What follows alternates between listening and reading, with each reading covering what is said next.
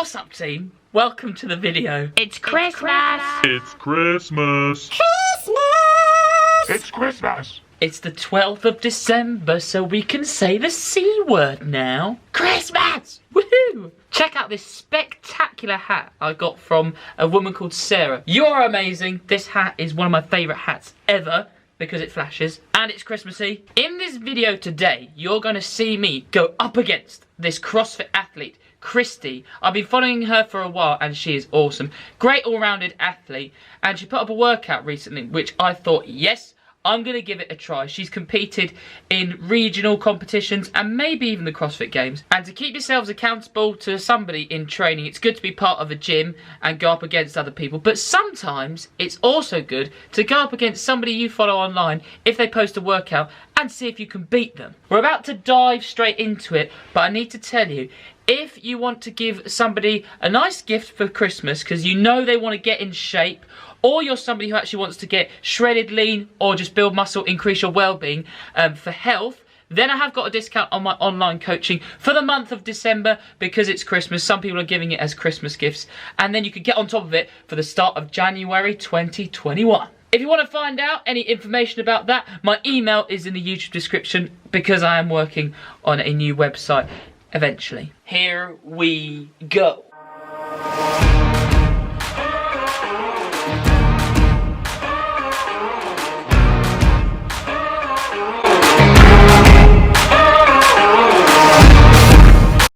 I'm going to briefly explain the workout, the breakdown of it. Then I'm going to explain my approach. And then afterwards I'm going to tell you about how you can approach your nutrition during the festive season. Because 'tis the season to be jolly. Fa la la la la la la la la.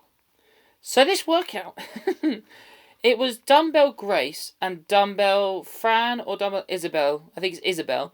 So you do 30 clean and jerks with two 22.5 kilo dumbbells or 15 kilo dumbbells for the women. You do 30 repetitions of that, then you go straight into 30 dumbbell snatches with the dumbbells again. And then after that, you try and go into another round of the 30 clean and jerks and the 30 dumbbell snatches.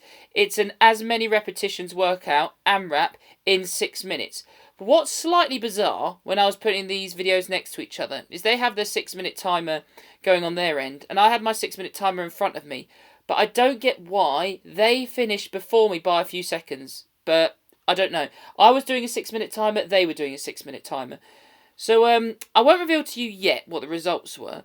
But with their approach to it, they did lots of smaller sets, but started off with one large set. So I think they did about 15 repetitions and then started doing sets of 8, I think it was, before they moved on to the dumbbell snatches. But as you would have seen already, they moved the dumbbells a lot quicker than I did. And I think that's because their overall strength is a little bit more than mine, so that's something I definitely need to work on. But then I don't think I was taking as many rests as they were and doing slightly larger sets. So I started off with a set of 20. Then I believe I did a set of 10. And then the dumbbell snatches, I might do it differently in the video, but I think I did sets of 10 for that. So it was 20, then a 10 for the clean and jerks, then 10, 10, 10.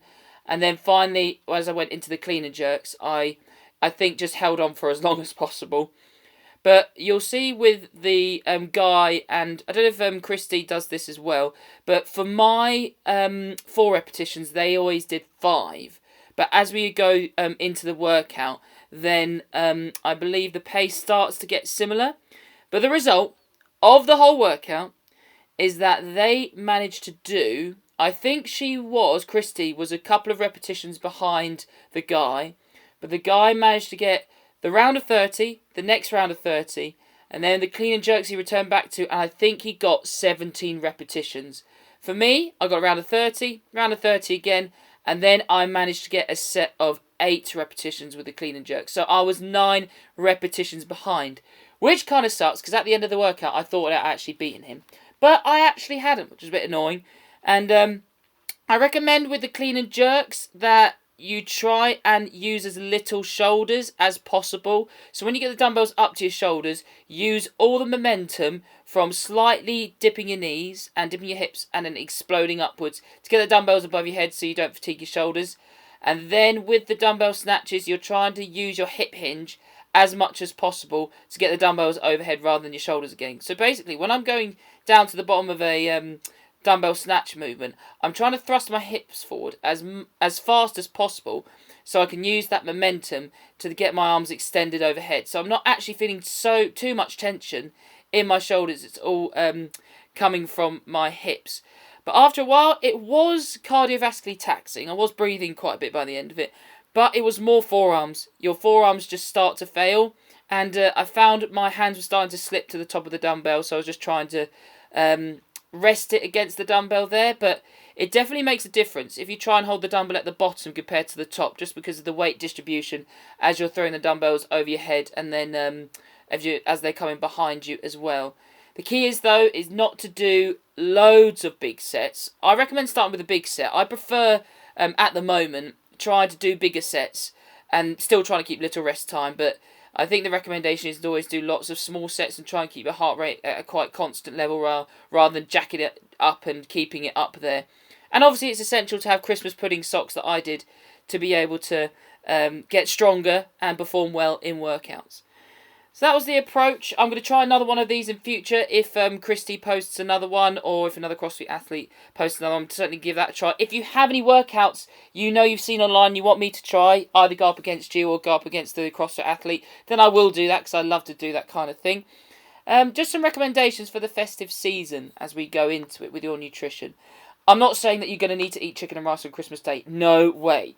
You're going to enjoy yourself over the Christmas period because you're going to enjoy spending time with friends, family, whether that be on Zoom or in person.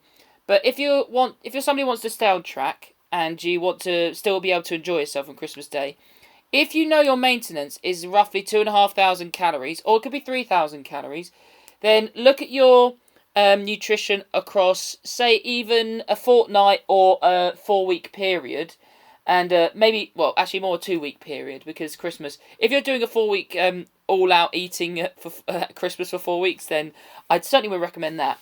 But say for Christmas Day, Boxing Day, and the 27th, even maybe the 24th as well, you want to be more relaxed with your nutrition.